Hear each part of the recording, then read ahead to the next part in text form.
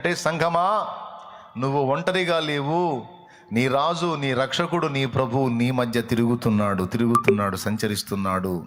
ఎందుకు తిరుగుతున్నాడు? సంఘముల మధ్య ఎందుకు తిరుగుతున్నాడు అంటే, సంఘమును దేంతో పోల్చాడు? దీపస్తంభము అన్నాడు. దీపస్తంభం మీద దీపం ఉంటుంది, దీపములు కాదు. ప్రత్యక్ష గుడారములో దీప వృక్షం ఉంది. ప్రత్యక్ష గుడారములో ఉన్నదాని పేరు దీప వృక్షం. ప్రకటన గ్రంథము 2లో చెప్పినది దీపస్తంభము. దీపస్తంభం మీద ఒక దీపమే ఉంటుంది. అర్థమైందా? అదే మాట యేసయ్య చెప్పాడు మత్తయి సువార్త 5వ అధ్యాయంలో, ఎవడును దీపమును వెలిగించి కొంచెము కింద ఉంచడు, మంచము కింద మరి ఇంకొక దాని కింద ఉంచడు, ఇంటనున్న వారందరికీ వెలిగించుటకై దీపస్తంభం మీదనే పెట్టుదురు కదా అంటాడు. అంటే దీపము వెలిగించా, దీపములు వెలిగించన్నాడా? దీపము వెలిగించి దీపస్తంభం మీద పెడతాడంటే దీపం ఒక్కటే, స్తంభం ఒక్కటి. అంటే 7 దీపాలు అంటే 7 సంఘములు. అంటే టోటల్గా 7 అనేది పరిపూర్ణ సంఖ్య కాబట్టి, పరిపూర్ణత గుర్తు కాబట్టి ప్రపంచవ్యాప్తంగా ఉన్న సంఘము. దాన్ని సూచిస్తూ చెప్పాడన్నమాట. ఎందుకు తిరుగుతున్నాడు ఈ దీపస్తంభముల మధ్య అంటే, ఏ దీపము కూడా ఆరిపోకుండా ప్రదీపమును వెలిగించుటకు యాజకుడు. నిద్ర వచ్చిన వాళ్ళు స్తోత్రం చెప్పండి,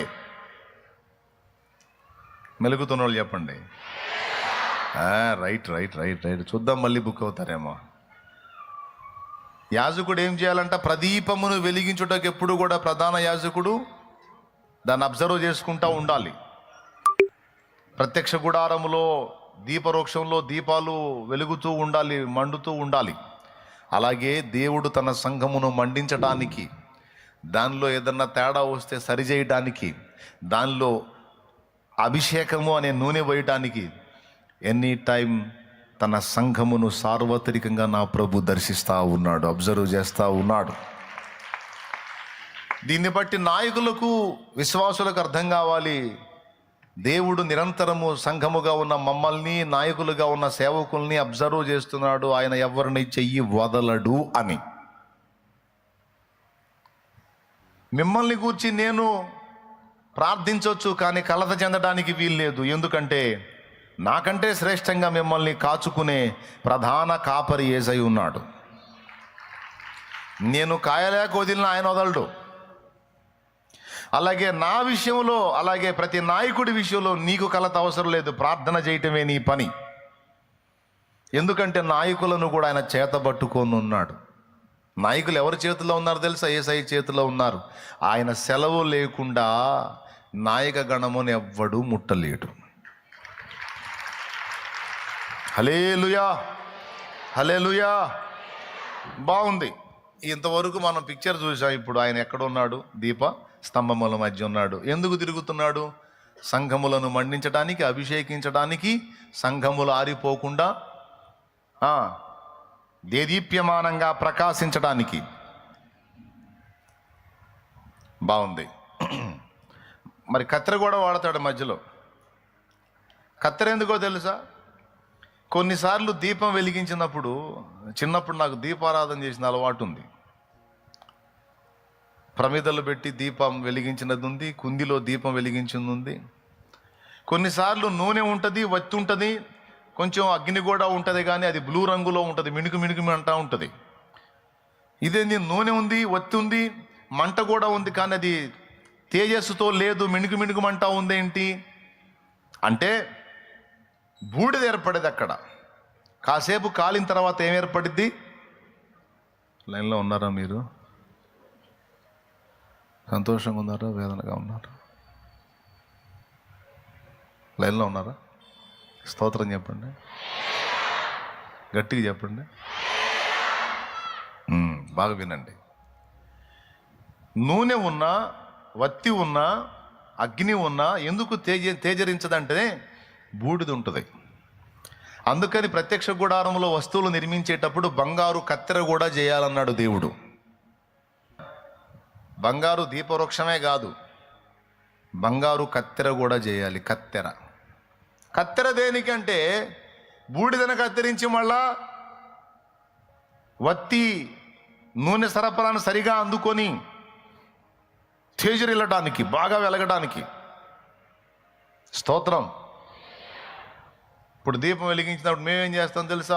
ఆ బూడిద ఉంటుంది, బూడిద ఆ నుసి ఏర్పడినప్పుడు ఏం జరిగిద్దంటే ఈ నూనెకు ఆ అగ్నికి మధ్య ఈ బూడిద ఏర్పడి అగ్ని ప్రకాశించకుండా అడ్డుపడుతూ ఉంటుంది. అందుకే ఎరుపు రంగులో రావాల్సిన ఆ మంట బ్లూ రంగులో వచ్చిందంటే అన్నయ్య అయిపోతున్నాను అన్నయ్య అని. మన ఆత్మీయ జీవితంలోని ఫలింపులు కూడా కొన్నిసార్లు అలాగే ఉంటాయి.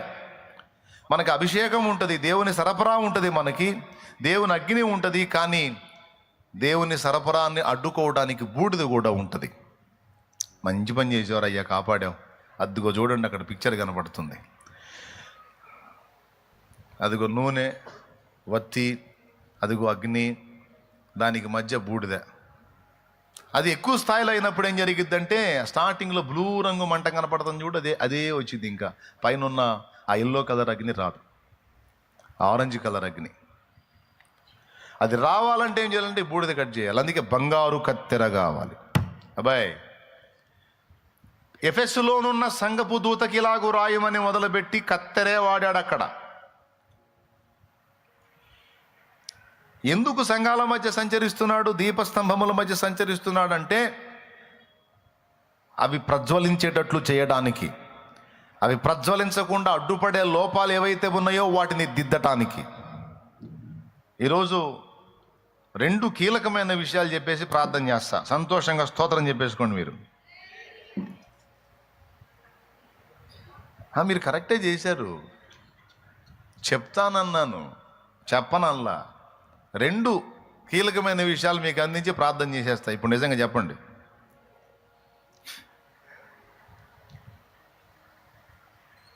అంటే చెప్పొద్దనే చెప్పమనేనా? చాలా చురుగ్గా ఉన్నారండి మీరు. బుక్ చేద్దామన్నా బుక్ అవ్వట్లేదు మీరు. సంతోషం, అలానే ఉండండి, జాగ్రత్తగా వినండి. కత్తెర వాడాడన్నాను. కత్తెర వాడకపోతే బూడిద పోదు, బూడిద పోకపోతే ప్రజ్వలించదు దీపం. దీపం ప్రజ్వలించాలంటే దేవుని సరఫరా నీకు అందునట్లు దేవుని సరఫరాని నీకు అందకుండా చేసి ఆ బూడిద కట్ అయిపోవాలి. అది ఎప్పుడైతే కట్ అయిద్దో నూనె డైరెక్ట్గా మంటకు తగిలిద్ది, ఒత్తిలో నుండి బగ్గున మండిద్ది. మన ఆత్మీయ జీవితంలో కూడా కొన్ని రకాల బూడిదలు ఉంటాయి. మనకు తెలియకుండానే కొంత వెలుగు వెలిగిన తర్వాత మనకు తెలియకుండానే అక్కడ ఆల్రెడీ కాలినది మనకు అడ్డుపడిద్ది అన్నమాట. ఇక్కడ దేవుడు ఏం చేయాలంటే ముందు దాన్ని చూపించి దాన్ని కట్ చేయాల. అందుకే భక్తుడు అడిగాడు, దేవా నీకు ఆయాసకరమగు మార్గము నా యందున్నదేమో నన్ను పరిశీలించి చూడయ్యా, నన్ను పరిశీలించి చూడు, నాలో నీకు అభ్యంతరకరమైనవి ఏమైనా ఉంటే వాటిని తొలగించమని దావీదు ప్రార్థన చేస్తాడు. మనం కూడా పాటలో పాడుకున్నాం. ప్రతిదినము నీ యొద్దకు ఆకర్షించి ప్రభువా నిన్ను ప్రార్థింపక ప్రేరణనిచ్చి ప్రతి చోట నీకై జ్యోతిగా నిలిపి పరిశుద్ధాత్మతో నన్ను నింపయ్యా. ప్రతి చోట నేను ఒక జ్యోతినై నీ కోసం ప్రకాశించాలి, దానికి అడ్డుపడేవి ఏవైనా ఉంటే వాటిని తొలగించు. పరిశుద్ధాత్మతో నన్ను నింపు, ఆ నూనె నాలో ప్రవహించాలి, ఆ అభిషేకం నా మీద పనిచేయాలి, నేను భగ్గున మండాలి దేవా నీ కోసం, భగ్గున మండాలి. ఆమేన్. ఇప్పుడు ఎఫెసు సంఘములో సమస్యకు కారణం సంఘ నాయకుడు అనుకోండి. యథా రాజా తథా ప్రజ. దేవుడు ఎప్పుడు కూడా డైరెక్ట్గా సంఘం మీదికి రాడు, సంఘ నాయకుడిని టార్గెట్ చేస్తాడు. ఎందుకంటే గొర్రెలు ఎట్లున్నాయి అంటే కాపర్ ఎట్లుంటే గొర్రెలు అట్లుంటాయి. ఇల్లును చూసి ఇల్లాలను చూడాలంటారు కదా, అట్లాగా ఇక్కడ రివర్స్ అన్నమాట. ముందు ఇల్లాలను చూసి తర్వాత ఇల్లు సంగతి మాట్లాడతాడు. ఇప్పుడు ఇక్కడ ఇల్లాలు ఎవరు? సంఘ నాయకుడు. అందుకే ముందు నాయకుడు ఎలాగున్నాడు అబ్జర్వ్ చేస్తే సంఘం అలా ఉందని నిర్ధారణ అయిపోయేది. ఎందుకంటే ప్రతి నాయకుడు తన వంటి వారిని ఉత్పత్తి చేస్తాడు కాబట్టి. నాయకుడు చెడిపోయినోడైతే చెడిపోయిన సరుకు ఉత్పత్తి అయింది సంఘంలో. నాయకుడు సత్య సంబంధై, యథార్థవంతుడై, భక్తిపరుడై, ఆత్మీయుడై, దేవుని యందు భయభక్తులు కలిగిన వాడై, క్రమము కలిగిన వాడైతే సంఘము కూడా అలాంటి క్రమము నేర్చుకుంటుంది. యథా రాజా తథా ప్రజ, యథా దేవ తథా భక్త, యథా గురు తథా శిష్య, యథా పిత తథా సుత అన్నట్టు. అందుకే నాయకుల మీద దృష్టి పెట్టాడు. సంఘమునకు రాయి లెటర్ అనలా, సంఘపు దూతకిలాగు రాయుము అన్నాడు. ఇప్పుడు చూడండి, దూతకు లెటర్ రాస్తూ 3 విషయాలు ప్రభు మాట్లాడాడు.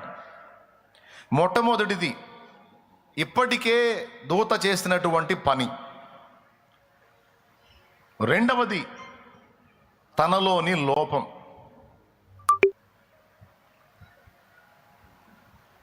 దిద్దుకోవలసిన లోపం అండి. మొట్టమొదటిదేమో ఇప్పటికే మనం పడిన కష్టం, మనం చేసిన త్యాగం, పడిన ప్రయాస అది గుర్తించాడు. డైరెక్ట్గా పాయింట్అవుట్ చేయడు, మనలాగా ఆవేశంతో నువ్వు తేడా అనుకుంటా. డైరెక్ట్గా పాయింట్అవుట్ చేయడంటే అది మనుషుల ఆవేశంతో చేసే పని. ఎవరన్నా తప్పు చేశారనుకో, మనకున్న ఆవేశం ఎలాంటిదో తెలుసా? డైరెక్ట్గా ముక్కు మీద ఏలు పెట్టి నువ్వు తేడా అంటాం. అప్పుడు వాడు సరి చేసుకోవటం పోగొట్టి ఆవేశంతో వస్త్రములు దించుకుంటాడు. స్తోత్రం. సరి చేసే పద్ధతి ఏసై చూపిస్తున్నాడు. ఫస్ట్ ఆ వ్యక్తి చేసినటువంటి సత్క్రియలన్నిటిని ఎత్తిపట్టాడు. ఇవన్నీ ఎత్తిపట్టి అంతా బాగుంది, కానీ ఒక్కటి నీ మీద తప్పు ఉంది. ఎవరినైనా దిద్దుబాటు చేయాలన్నప్పుడు ఆవేశపడి ముక్కు మీద ఏలుపెట్టి నువ్వు తేడా అనకూడదు. ముందు చేయాల్సింది ఏం తెలుసా? చాలా విషయాలు, అందులో 80% నువ్వు అద్భుతంగా ఉన్నావు, ఈ విషయంలో ఇట్లా ఉన్నావు, ఈ విషయంలో ఇట్లా ఉన్నావు, ఈ విషయంలో ఇట్లా ఉన్నావు, ఈ విషయంలో ఇట్లా ఉన్నావు. అసలు 80 మార్కులు వచ్చేసినాయా? ఆ ఒక్కటే ఉంది, అదొక్కటి నువ్వు బ్యాలెన్స్ చేసుకుంటే 20 గెలుస్తే 100కు 100 అంటే ఎవరైనా దిద్దుకుంటారు. నీ కూతుర్ని దిద్దినా, తల్లిదండ్రుల్ని దిద్దినా, అన్నదమ్ముల్ని దిద్దినా పద్ధతి ఇది. నీ తోటి విశ్వాసిని దిద్దినా, సహసేవకుడిని దిద్దినా, సమాజంలో వ్యక్తుల్ని దిద్దిన పద్ధతి ఇది. దిద్దుబాటు చేసే పద్ధతి ఇది. స్తోత్రం చెప్పు. ఏం పద్ధతి? డైరెక్ట్గా పాయింట్అవుట్ చేయకూడదు. కొంతమంది నాకు ఆవేశం అండి, నాకు ఆగదు, నేను అంతే ముక్కుసూటిగా మాట్లాడతాను, ముక్కు పగిలిపోద్ది. ఎవరిది? నీది కాదు, అవతలవాడిది. ముక్కుసూటిగా మాట్లాడటం తప్పని నేను అనలే, కానీ దానివల్ల దిద్దుబాటు ఎక్కువ జరగదు. ఏ వ్యక్తికైనా ఒక దిద్దుబాటు చేసేటప్పుడు ముందు వాళ్ళు కూడా కొన్ని సద్లక్షణాలు ఉంటాయి, సుగుణాలు ఉంటాయి. వాటిని ఎత్తి మనం మాట్లాడి దిద్దుబాటు చేసినప్పుడు అది 80 మార్కులు పడ్డాయి కదా, 20కి 1 పాయింటే కదా అడ్డుపడుతుంది, తీసేసుకుంటే పోలా, చాలా వందనాలు, మంచి విషయం చెప్పావు, తప్పకుండా దిద్దుకుంటా అని చెప్పి చక్కగా చెప్పి మరి దిద్దుకొని సరి చేసుకుంటారు. కాబట్టి ఇక్కడ యేసయ్య 3 విషయాలు మనకు వ్యక్తపరుస్తున్న. నంబర్ 1, ఒక వ్యక్తి చేసినటువంటి కష్టం, పడిన ప్రయాస, చేసిన త్యాగం, అనుభవించిన విషయాల్లో సహనం అన్నీ ఎత్తాడు. రెండవది, తప్పుగా లోపముగా ఉన్నవి దిద్దుకోవలసినవేవో అది చూపించాడు. రెండవది. మూడవది, ఒకవేళ దిద్దుకొని గెలిచినట్లయితే తర్వాత వచ్చే ఫలమును గురించి కూడా ఆయన మాట్లాడాడు. 3 సంగతులు మాట్లాడాడు. మొదటిది ఏం మాట్లాడాడు చెప్పండి? ఏదో ఒకటి మాట్లాడాడు. ఏం మాట్లాడాడు? నీ సహనమును, నీ క్రియలను, నీ కష్టమును, నీ క్రియలను, నీ కష్టమును, నీ సహనమును నేను ఎరుగుదును. అంటే నువ్వు ఏమేం క్రియలు చేస్తున్నావో నా ప్రభువుకు తెలుసు. నువ్వు సమాజం నిమిత్తం, ఆయన నిమిత్తం ఎంత కష్టపడుతున్నావో నా ప్రభువుకు తెలుసు. నువ్వు ఎన్ని సహిస్తున్నావో, ఎంత భరిస్తున్నావో కూడా ఆయనకు తెలుసు. 3, అలాగే దుష్టత్వాన్ని, దుష్టులను సహిస్తున్నావా, ఎదిరిస్తున్నావో కూడా తెలుసు. కొంతమంది దుష్టత్వంతో రాజీ పడతారు. ఆడితో మనకెందుకు లేరా, ఆడి చెడిపోయినోడు అని వదిలేస్తారు. కానీ ఇక్కడ నీవు దుష్టులను సహింపలేవనియు, దుష్టత్వాన్ని ఒప్పుకోవు, ఎదిరిస్తావు. నువ్వు పిరికోడివి కాదు, పిరిగిదానివి కాదు. దుష్టత్వాన్ని ఎదిరించి తెగించి నిలబడే సామర్థ్యం ఉంది నీకు. నువ్వు దుష్టత్వాన్ని చేసే వ్యక్తులను ఎదిరిస్తావు, నువ్వు ఎవరిని లెక్క చేయవు. అంతేగాక భక్తి ముసుగులో ఉన్న వ్యక్తులు ఎవడు దొరో ఎవడు దొంగో గుర్తుపట్టే సామర్థ్యం నీకుంది. ఎవడు భక్తిపరుడో ఎవడో వేషధారో గుర్తుపడతావు నువ్వు. తాము అపోస్తలలో కాకయ్య అపోస్తలను చెప్పుకునేటువంటి దొంగలను నువ్వు పట్టుకుంటావు, వాళ్ళని పరీక్షిస్తావు. అబద్ధీకుడు ఎవడో సత్య సంబంధి ఎవడో నువ్వు గుర్తుపడతావు. అబ్బా ఎన్ని మెప్పుకోళ్ళండి. ఫస్ట్ ఏమన్నా నీ క్రియలు నాకు తెలుసు అన్నాడు, నీ సహనము నాకు తెలుసు అన్నాడు. మూడోది ఏమన్నాడు? కష్టము. నీ క్రియలు, నీ కష్టము, నీ సహనము అంటే ఏమేం క్రియలు చేస్తున్నారో చూశాడు, ఎంత కష్టపడుతున్నారో చూశాడు. ఏమమ్మా నువ్వు అనుకుంటావు, ఏమయ్యా పరిచారకులు వచ్చారా? చేతులు ఎత్తి స్తోత్రం చెప్పండి పరిచారకులు. నేను ప్రభువు నిమిత్తం ఇంత కష్టపడుతున్నాను, నాకు దేవుడు సమయం ఇచ్చినప్పుడల్లా వచ్చి నేను ప్రయాసపడుతున్నాను, మరి నా కష్టాన్ని నా ప్రభువు చూస్తున్నాడనే సందేహం నీకు అక్కర్లేదు. ఆయన చెప్తున్నాడు నేను చూస్తున్నానని. నేను సంచరిస్తున్నాను. నా కోసం మీరు ఎంత త్యాగం చేస్తున్నారో, ఎంత కష్టపడుతున్నారో, మీరు ఎలాంటి క్రియలు చేస్తున్నారో, మీరు నా నిమిత్తము ఎంత సహిస్తున్నారో, ఎంత మందిని భరిస్తున్నారో నాకు తెలుసు. నేను ఎరుగుదును. నువ్వు చెప్పాల్సిన అవసరం లేదు. ఇక ప్రభువా ఎంత త్యాగం చేస్తానన్నా చూడు తండ్రి, ఎంత భరిస్తున్నానో చూడు తండ్రి. ఆల్రెడీ చూసే ఉన్నాను బిడ్డ, నువ్వే నాకు చెప్పాల్సిన అవసరం లేదు అంటాడు ఆయన. ఎంత కష్టపడుతున్నానో చూడు ప్రభు అంట. నీ కష్టం అంతా నేను ముందే ఎరుగుదును అంటాడు. ఎరుగుదును. నీ కష్టము, నీ సహనము, నీ క్రియలన్నీ తెలుసు నాకు. నీ తెలివితేటలు తెలుసు, నీ పరిశీలనాత్మకమైన మైండ్ తెలుసు నాకు. దుష్టత్వాన్ని ఇష్టపడని తత్వం కూడా తెలుసు. అన్నీ ఓకే. అయినను మొదట నీకుండిన ప్రేమను నీవు వదలితివని తప్పు ఒకటి నీ మీద మోపాల్సి ఉంది. అబ్బా ఇవన్నీ ఒక ఎత్తు, ఇదిగో నేను చూపించేది ఒక్కటి ఒక ఎత్తు. ఈ ఒక్కటి కానీ నువ్వు జాగ్రత్త చేసుకోపోతే మొత్తం తేడా పడిద్ది. ఏమండి ఒక్కసారి మీరు మీ చుట్టూ ఉన్న షెడ్డుని చూడండి. మీ చుట్టూ ఉన్న షెడ్డుని నాకు తెలిసి మీరు పక్కలకే చూస్తారని, పైకి చూడొద్దా? మీరు చెప్పండి. మీరు కూర్చున్న షెడ్డు చుట్టూ చూసారా? మీరు అంతా కలిపి స్తంభాలు ఉన్నాయి, కింద మీకు కనపడేది ಎಷ್ಟು స్తంభాలే. కానీ ఈ స్తంభాలను ఆధారం చేసుకొని ఎంత చట్రము బిగించబడింది, దానిపైన ఎంత కప్పు వేయబడింది, మీ కింద చూస్తున్నటువంటి స్తంభాలు ఎక్కువ ఉన్నాయా, లేకపోతే వీటిని ఆధారం చేసుకొని పైన అల్లిన అల్లకం ఎక్కువ ఉందా? ఏది ఎక్కువ మీరు చెప్పండి. ట్రస్సులు ఉన్నాయి, ట్రస్సుని కలిపి లింక్ చేసే ఫల్లింగులు ఉన్నాయి, వాటిపైన మొత్తాన్ని కప్పి ఉంచే రేకులు ఉన్నాయి. ఉన్నాయా లేవా? వాటికి మరి వేలాడదీసిన ఫ్యాన్లు ఉన్నాయి, పెద్ద పెద్ద ఫ్యాన్లు, క్లాతులు ఉన్నాయి, బోర్డని వాటికి పెద్ద పెద్ద ఎల్ఈడీలు ఉన్నాయి. అవునా? ఇవన్నీ ఎన్ని రకాలు ఉన్నాయి? ఎన్నో రకాలు ఉన్నాయి. కానీ ఇవన్నీ ఎన్నున్నా ఇంత వెయిట్ని ఆపే కీలకమైనది ఆ స్తంభమే. ఆ స్తంభం కొట్టేశామనుకో, ఇక మిగిలిన ఎంత పెద్ద చట్రం అయినా సరే వచ్చి నేల మీద కూర్చుంటుంది. అవునా? అది ప్రేమ అనేది అలాంటిది అన్నాడు. అది విషయం. ఓకే, మీరు కొట్టొద్దు, నాకేం అది మీరు చప్పట్లు కొట్ట ఇంపార్టెంట్ కాదు. మీరు కొంతమంది ఇట్టన ఆగారు, ఏంది ఎవరు కొట్టలేదని. అవసరంలా, పాయింట్ తీసుకోండి చాలు. ఇప్పుడు మీరు చెప్పండి, రేకులు ఎక్కువ స్తంభం ఎక్కువ? స్తంభం ఎక్కువ. ఎంత ఉందండి? ఇంత పెద్ద కప్పును కప్పేసిన రేకులు ఎంత పెద్దవి? అవి ఎక్కువ, రేకులు ఎక్కువ, వాటి కింద ట్రస్సులు ఎక్కువ. ఈ దరి నుంచి ఆ దరికి ఉంటుంది ట్రస్సు. స్తంభం ఎంత ఉంది? ఓ 17 అడుగులో 16 అడుగులో ఉంటుంది, ఏదో ఉంటుంది, అంత ఎత్తు అంతే. ట్రస్ ఎంత ఉంటుంది చూడు, ఈ దరి నుంచి ఆ దరికి. దేవునికి స్తోత్రం. ఇంత పెద్ద వెయిట్, ఇంత ఉంచి కూడా, ఇంత చేసుకొని కూడా, బాగా వినాలి, ఇంత కలిగి ఉండి కూడా ఆ ఆధారమైనది లేకపోతే అది నిలబడనట్టే.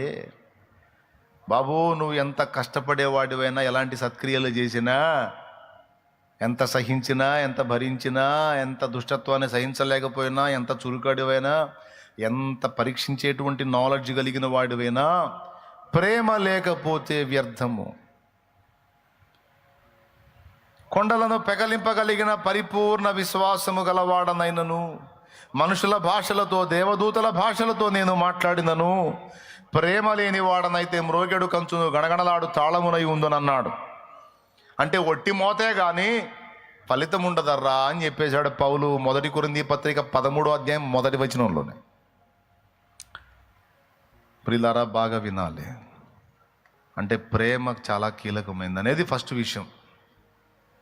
ఒకసారి అందరూ ఒకరి ముఖాలు ఒకరు చూసుకోండి. మళ్ళీ తెల్లవారుజాము కదా, ఇప్పుడే తెల్లవారుజాము 8 దాటింది.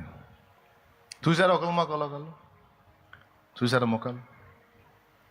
అందరూ సజీవులేనా? స్తోత్రం. అందరూ సజీవులేగా? మేల్కొన్నారా మృతుల్లో నుండి? రైట్, అందరూ సజీవులే. ఈ చెప్పే 2 మాటలు జాగ్రత్తగా వినాలి. 2 ముఖ్యమైన కీలకమైన సంగతులు రేపు ముగిస్తాను అన్నాను. మొట్టమొదటిది ప్రేమ. ఇన్ని చేసినా నీవు మొదటి ప్రేమ వదిలేవు. అంటే అసలు ప్రేమ లేదనలా, ప్రేమ ఉంది, కానీ మొదట నీకుండిన ప్రేమ నీవు వదలితివని నీ మీద తప్పు ఒకటి మోపవలసి ఉన్నది. చూడండి అక్కడ, ఇన్ని చేసావు అయినను మొదట నీకుండిన ప్రేమను నీ వదలితివని నేను నీ మీద తప్పు ఒకటి మోపవలసి ఉన్నది. ఆ తర్వాత ఆయన అంటున్నాడు, నువ్వు ఏ స్థితిలో నుండి పడ్డావో అది జ్ఞాపకం చేసుకొని మారు మనసు పొంది ఆ మొదటి క్రియలను చెయ్యి. అట్లు చేసి నీవు మారు మనసు పొందితే సరి, లేని ఎడల నేను నీ యొద్దకు వచ్చి నీ దీపస్తంభమును దాని చోటు నుండి తీసివేతును అన్నాడు. అంటే ఎంత డేంజర్ అండి ఇది? అసలు దీపస్తంభమే తొలగిపోతుంది అన్నాడు. దీపస్తంభం పోయినప్పుడు దీపం ఉంటుందా? ఉండదుగా. అంటే ఆ స్తంభం పోతే షెడ్డు ఉండనట్టు, ప్రేమ అనే కీలకమైనది కానీ నాయకుళ్ళు అయినా సంఘములు అయినా లోపించింది. అది కూడా మొదటి ప్రేమ లోపించింది అంటే టోటల్గా సంఘము, నాయకత్వము దాని ఉనికినే కోల్పోయే ప్రమాదంలో పడిందని అర్థం. దేవునికి స్తోత్రం. కాబట్టి ఇందును బట్టి మనం ఆలోచించవలసిన సంగతి ఏమిటంటే, మనలో అందరం కూడా పరిశీలించవలసిన విషయం ఏంటంటే, దేవుని యందు మనం నిలిపినటువంటి ప్రేమ కావచ్చు, సహోదర ప్రేమ కావచ్చు. సహోదర ప్రేమ కంటే ముందు దేవుని యందలి ప్రేమ అనే దాని మీద దృష్టి పెడదాం. అసలు ఎందుకు దాన్ని అంత కీలకంగా తీసుకున్నాడు దేవుడు? దాని విషయంలో ఎందుకంత తీవ్రంగా స్పందించాడు అనేది ఒక ప్రశ్న. ప్రేమ దేవుంది, ఎంతో కొంత ఉందిగా, నడుస్తుందిగా, పోనీ. అట్లా కుదరదు. ఫస్ట్ లవ్ కావాలి నాకు. మొదట నీకెంత ప్రేమ ఉండిందో నా మీద, ఆ ప్రేమ కావాలి నాకు అంటాడు. మా దగ్గర ఎక్కడ ఏడ్చిది లేవా? నువ్వు మమ్మల్ని ప్రేమించావు, ఏమయ్యా మేము ప్రేమిస్తామని అంటాయా? నువ్వు మమ్మల్ని ప్రేమించింది. మా దగ్గర ఏదన్నా మంచి ఉందా?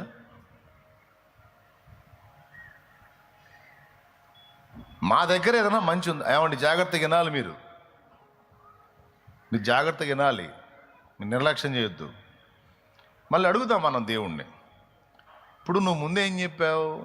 నేను కన్నాను గనక మరి నీ నుండి ఏ ప్రతిఫలం ఆశించకుండా, నువ్వు మంచోడువైనా చెడ్డోడువైనా జన్మనిచ్చాను గనక ఆ మమత, ఆ వాత్సల్యాన్ని బట్టి నేను నిన్ను ప్రేమిస్తానన్నావు. ఇంకా ఆ కోటాలో కొట్టేసాయి ఇక కేసు. మళ్ళా నువ్వు నన్ను ప్రేమించాలని డిమాండ్ చేస్తావు. ఏ క్యా హే? స్తోత్రం. కాబట్టి డిమాండ్ కరెక్ట్ కాదు ప్రభువా. వదిలేసే నాయన, నిన్ను ఎట్లా ప్రేమిస్తాం? మేమంతా చెంచలంగాళ్ళం అయితే, మేమంతా చెంచలమాలో కాలం ప్రభా, నిన్ను ఎట్లా ప్రేమిస్తాం నాయన? కుదరదులే ప్రభా అనేద్దామా? ఆహా, కుదరదు అట్లయితే అన్నాడు.